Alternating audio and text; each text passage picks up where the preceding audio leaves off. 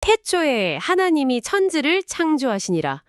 여러분 이 문장 딱 마주하면 반사적으로 어떤 생각들이 떠오르십니까? 아무래도 우주가 언제 생겼나 이런 거 아닐까요? 그렇죠. 우주가 어떻게 생겨났는지 혹은 뭐 진짜 며칠 만에 이 물리적인 지구가 뚝딱 만들어졌는지를 따지는 그 창조론 대 진화론, 이 오래된 줄다리기를 보통 떠올리실 겁니다. 네, 아주 익숙한 프레임이죠. 맞아요.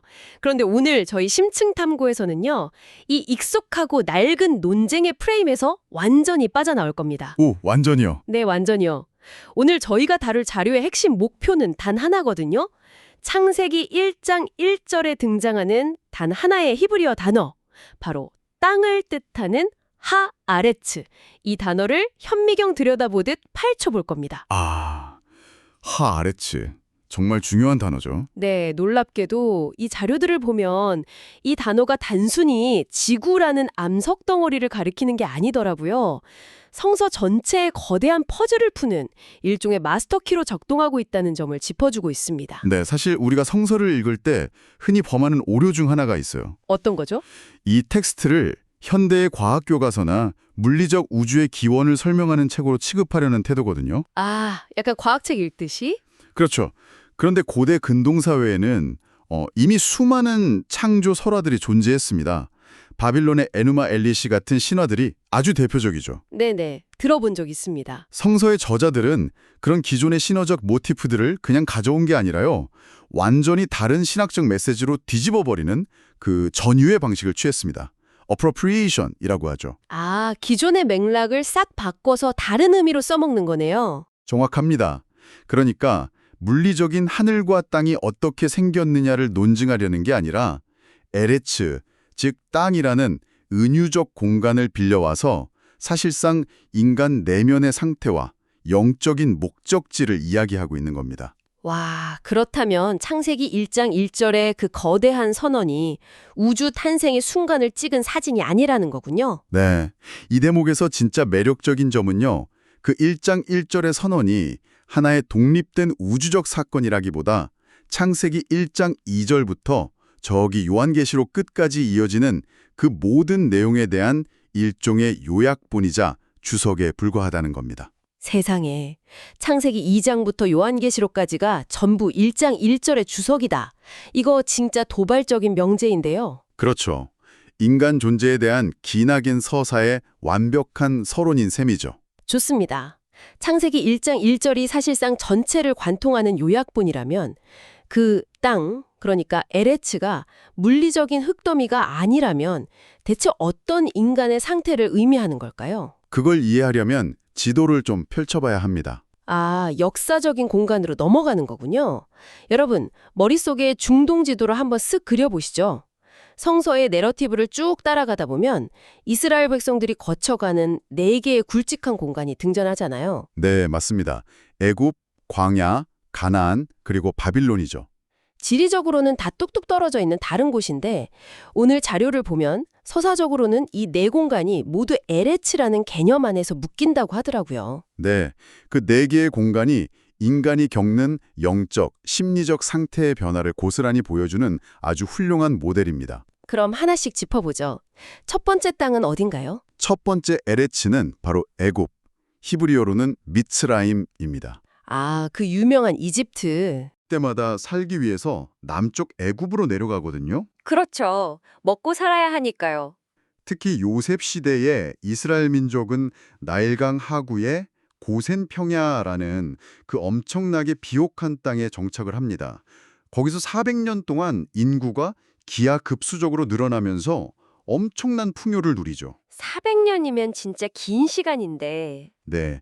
하지만 이 풍요의 이면에는 아주 끔찍한 역설이 자리 잡고 있습니다. 그들이 누린 400년의 끝이 결국 뭐였죠? 노예 생활이잖아요. 맞습니다. 거대한 제국 시스템의 부품으로 완전히 전락해버린 겁니다. 자, 이 부분을 하나씩 풀어보죠. 듣고 계신 분들 중에는 약간 이런 의문이 드실 수도 있어요. 아니, 애굽의 고센 평야에서 400년이나 떵떵거리고 살았다면 거기가 더 축복받은 땅 아닌가? 겉보기엔 그렇죠. 네, 왜 굳이 그 척박한 광야를 지나서 가나안으로 가야만 완성이냐는 거죠. 저는 이 애굽의 상황을 보면서 현대의 황금수갑이라는 개념이 딱 떠올랐습니다. 아, 황금 수갑이요. 아주 적절한 비유네요. 연봉도 엄청 높고 복지도 좋아서 통장잔고는 넉넉한데 매일매일 그 거대한 대기업 시스템 속에서 내 영혼과 시간은 완전히 타인에게 종속되어 버리는 그런 직장 생활 있잖아요. 네. 겉으로는 번영하는 것 같지만 사실 자아는 완전히 메말라가는 상태. 정확한 지적입니다. 물질적 풍요가 타자에게 예속되는 결과로 이어진 거네요. 히브리어 개념 중에 아인이라는 말이 있어요. 본래는 없음, 무를 뜻하지만 동시에 자기 비어있음이나 존재의 상실을 의미하기도 하거든요. 아, 존재의 상실. 애굽에서의 삶이 바로 이 아인의 상태였습니다. 나일강이라는 거대한 젖줄과 제국의 완벽한 인프라가 물질적 결핍은 채워졌죠. 쟤는 불렀단 거네요. 하지만 그 대가로 이스라엘은 스스로의 정체성과 자유를 완전히 상실해버린 겁니다. 타자의 시스템에 기생하지 않으면 단 하루도 생존할 수 없는 철저한 예속 상태. 이것이 바로 첫 번째 땅, 애굽이 보여주는 인간의 파닥입니다. 그래서 궁극적으로 약속된 땅 하에레츠는 결코 애굽이 될 수 없었던 거군요. 맞습니다. 그래서 그 황금 수갑을 끊어내고 출애굽을 감행하는 거잖아요.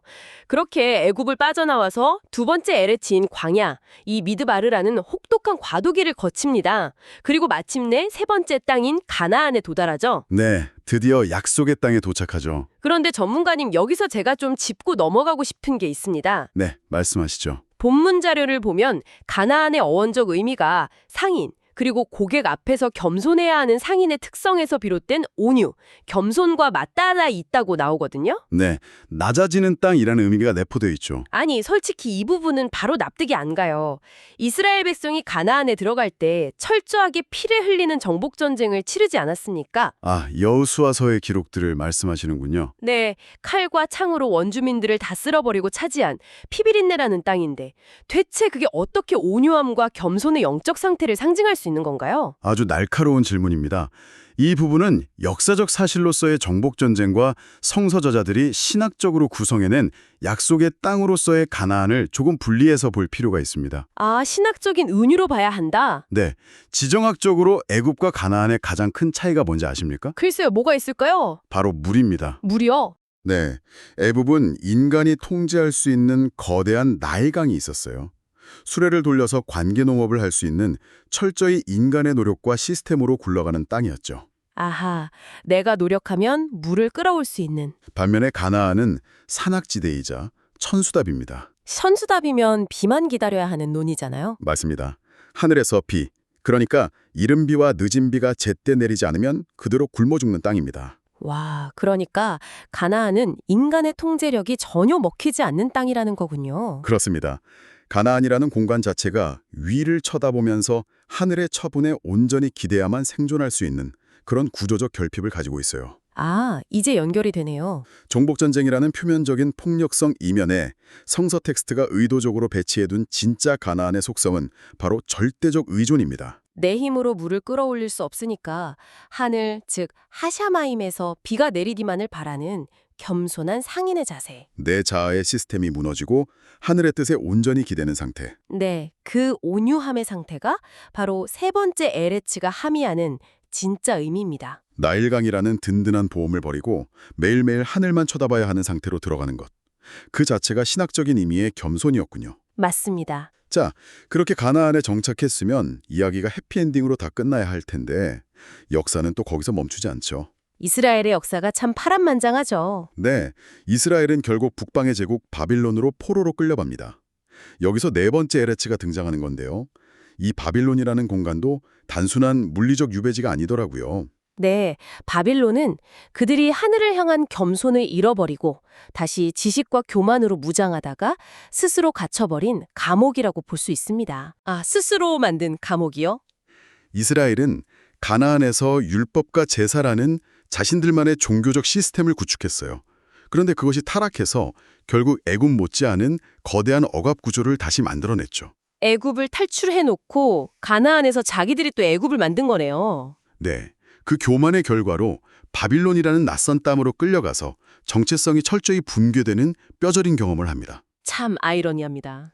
그리고 그 바빌론에서의 뼈저린 반성을 거친 남은 자들만이 다시 가나안으로 귀환해서 수룹밥의 성전, 즉 제2성전을 건축하게 되죠. 애굽의 예속, 광야의 연단, 가나안의 겸손, 바빌론의 교만과 포로, 그리고 다시 귀환.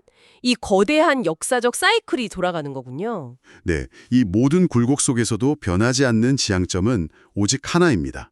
정관사가 붙은 하에레츠.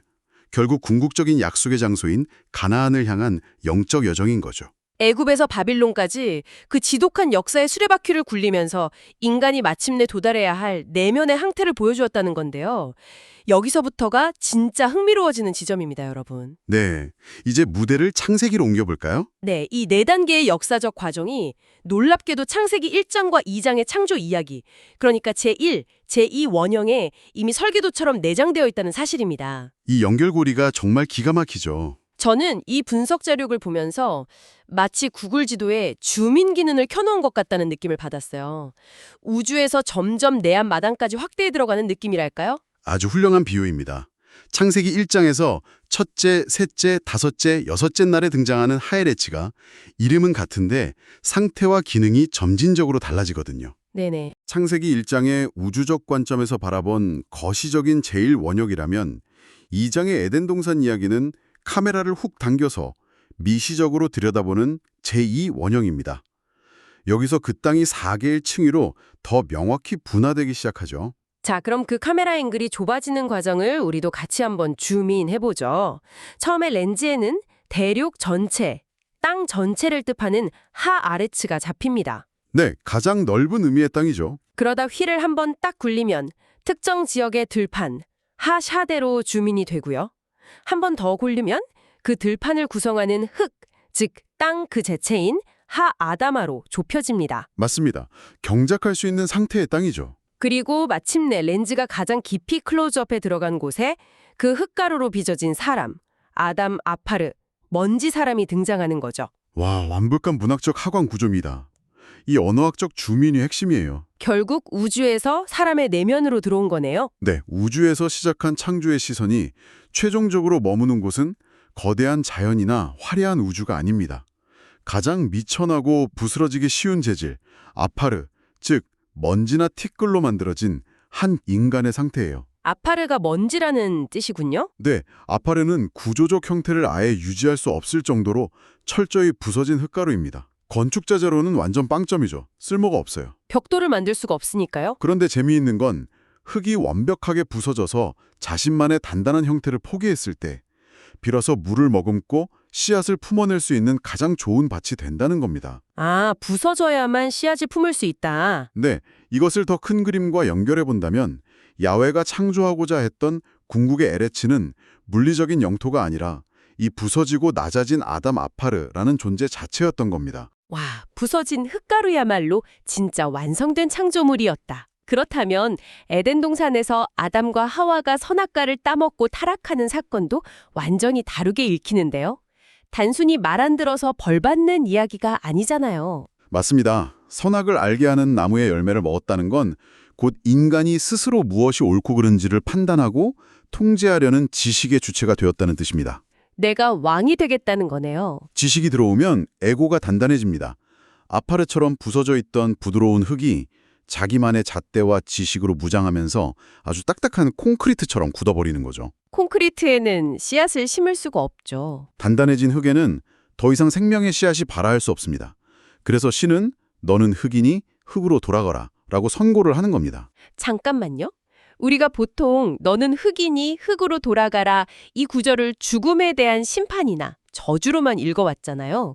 그렇죠. 보통 장례식에서 많이 쓰니까요. 네, 그런데 지금 맥락에서는 그게 저주가 아니라 딱딱해진 너의 자아를 다시 예전의 그 부드러운 아파르, 씨앗을 품을 수 있는 그 먼지 상태로 되돌리겠다는 일종의 회복 선언이자 리셋 버튼처럼 들립니다. 야, 정확히 보셨습니다. 바로 그겁니다. 그리고 이 에덴의 타락과 리셋 구조가 앞서 살펴본 이스라엘의 바빌론 포로기와 완벽한 평행 이론을 이룬다는 사실을 날카롭게 분석해내야 합니다. 어떻게 평행이 되죠? 이스라엘은 율법이라는 지식을 소유하면서 스스로 교만해져서 콘크리트처럼 굳어버렸습니다. 그 결과가 바빌론이라는 유배지로 쫓겨나는 것이었죠. 아, 아담이 에덴에서 쫓겨난 것처럼. 네. 하지만 바빌론에서의 혹독한 고난을 통해 그들의 단단한 자아는 다시 산산조각이 납니다. 철저히 부서진 아파르의 상태가 되어서야 다시 가나안으로 귀환하여 성전을 지을 수 있었던 것입니다. 포로됨과 귀환의 평행 이론이군요. 에덴 동산의 첫사람 아담의 이야기가 이스라엘 민족 전체의 역사적 궤적과 완벽하게 마주보고 있는 셈이죠. 와, 에덴의 아담 한 사람에게 일어난 심리적 타락과 회복의 메커니즘이 수백 년 후 이스라엘이라는 거대한 민족 역사 속에서 바빌론 유배와 귀환이라는 스케일로 그대로 반복되었다. 진짜 구약 성서의 스케일이 압도적입니다. 정말 놀랍죠? 그런데 여러분, 여기서 끝이 아닙니다. 구약의 이 거대한 우주적, 역사적 스케일의 이야기를 이제 신약 성서, 그것도 우리의 현실로 곧장 끌어올 텐데요. 네, 예수님의 비유로 연결되죠? 네, 마가복음 4장에 등장하는 씨 뿌리는 사람의 비유. 이거 교회 안 다니는 분들도 한 번쯤 들어보셨을 텐데 우리가 익히 알아왔던 이 비유가 단순히 좋은 마음밭을 가집시다 수준의 도덕적 교훈이 아니라는 사실이 여기서 폭로됩니다. 네, 이 비유를 단순히 도덕적인 훈화로 읽는 것은 본문을 철저히 오독하는 일입니다. 예수께서 이 비유를 알지 못하면 다른 모든 비유를 어떻게 알겠느냐고 질책하셨거든요. 그만큼 핵심이라는 거네요. 네, 그건 이 비유가 성서 전체의 서사구조, 즉 구약의 4가지 에레치 도식을 신약으로 끌고 오는 가장 중요한 열쇠이기 때문입니다. 비유에 등장하는 4종류의 땅이 앞서 본 4번의 역사적 공간과 완벽하게 1대1로 겹칩니다. 4종류의 땀이라면 길가, 돌밭, 가시떨기, 좋은 땅 이렇게 4개잖아요. 자, 그럼 짝을 한번 쫙 맞춰보죠. 첫 번째, 길가에 떨어진 씨앗. 길가는 사람들이 밟고 지나가서 아스팔트처럼 단단하게 다져진 땅입니다. 씨앗이 아예 뚫고 들어갈 수가 없죠. 네, 여기가 바로 첫 번째 에르츠, 애굽에 해당합니다. 아, 아까 말한 그 황금 수갑의 상태. 모두가 가는 상식과 관습이라는 길. 거대한 제국의 시스템에 짓눌려서 내멸이 돌처럼 굳어버려 생명이 침투할 수 없는 씨가 발아하지 못하는 상태죠. 그렇다면 두 번째 돌밭은 어디와 상응할까요? 흙이 얇게 덮여 있어서 싹이 빨리 나오긴 하는데 밑바닥에 돌판이 있어서 해가 뜨면 금방 말라 죽어버리는 땅. 거기는 바로 광야입니다. 아, 광야. 광야에서 이스라엘은 율법이 선포되었을 때 기쁘게 받았지만 정작 그들의 내면에는 애굽의 습성이라는 거대한 바위가 자리 잡고 있었습니다. 흙이 얕아서 뿌리를 내리지 못한 거죠. 환란이 오면 불평하며 무너지는 얄팍한 상태를 의미합니다. 자, 여기까지는 아주 부드럽게 이해가 됩니다. 그런데 그래서 이 모든 게 대체 무슨 의미일까요? 제가 자료를 보면서 정말 뒤통수를 한 대 맞은 것 같았던 대목이 바로 세 번째 땅, 가시떨기입니다. 아, 이 부분이 정말 핵심이죠. 비유에서는 씨앗이 자라긴 하는데 가시가 기온을 막아서 결실을 못 맺는다고 하잖아요. 이 가시떨기가 바로 네 번째 역사적 공간이었던 바빌론에 해당한다는 분석이었습니다. 아니, 왜 가시가 바빌론이고 나아가서 지식주의의 포로 상태를 상징하게 되는 건가요? 창세기로 다시 돌아가서 연결을 해보죠. 아담이 선악과를 먹고 에덴에서 쫓겨났을 때 땅이 저주를 받아 내놓은 결과물이 바로 가시와 엉겅퀴였습니다. 아, 가시가 거기서부터 나오는구나. 네, 성서적 모티프에서 가시는 명확하게 인간이 지식을 취하고 스스로 통제자가 되려 했을 때 발생하는 파생물입니다. 예수님은 이 가시의 정체를 세상의 염려와 재리의 유혹이라고 명확히 풀어서 설명하셨죠. 지식이 많아질수록 미래를 내가 다 통제하려고 계산하게 되고 그 계산이 어긋날까 봐 끊임없이 불안해하는 상태. 그 불안과 염려가 바로 나를 찌르는 가시라는 뜻이군요. 네, 바빌론이 상징하는 것이 바로 고도로 발달한 문명과 지식의 총체였습니다. 에덴의 선악나무 모티프와 연결되면서 이 지식주의의 포로 상태를 상징하게 된 거죠. 지식이 우릴 지켜줄 것 같은데 오히려 찌른다. 그렇죠. 지식이 쌓이면 인간은 안전할 것 같지만 실상은 그 지식으로 미래를 통제하려는 끝없는 강박에 시달리게 됩니다. 씨앗이 자라나는 건 생명의 신비에 맡겨야 하는데 자기가 억지로 싹을 잡아당겨서 키우려고 하죠. 그 통제하려는 염려가 결국 생명의 기운을 막아버리는 겁니다. 와, 이 가시떨기 밭은 진짜 현대인들의 영적 상태를 가장 날카롭게 해부하고 있네요. 단순히 도덕 교훈인 줄 알았는데 애굽에서 바벨론까지 이어지는 거대한 역사와 창조의 원리가 이 짧은 비유에 다 압축되어 있었다니? 이건 아주 중요한 질문을 우리에게 던져줍니다.